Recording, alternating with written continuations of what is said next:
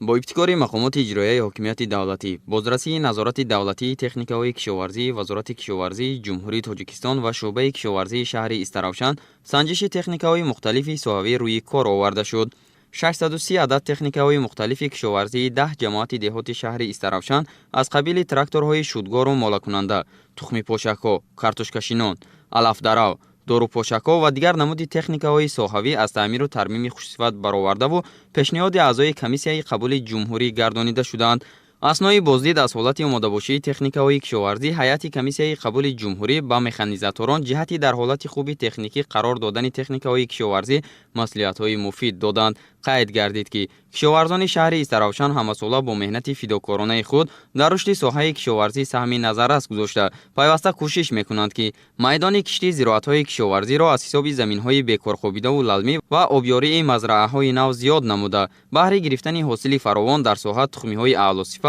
و اگروخیمیکات‌های بهترین را استفاده نمایند.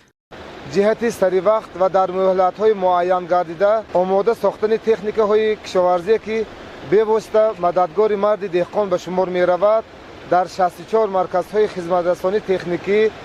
با شرایط خوبی فعالیت کاری آماده ساختن مکانیزاتوران می باشد که با قسم‌های احتیاطی و روغن‌های مالیدنی در اساس طلبات دسترس کرده شده است.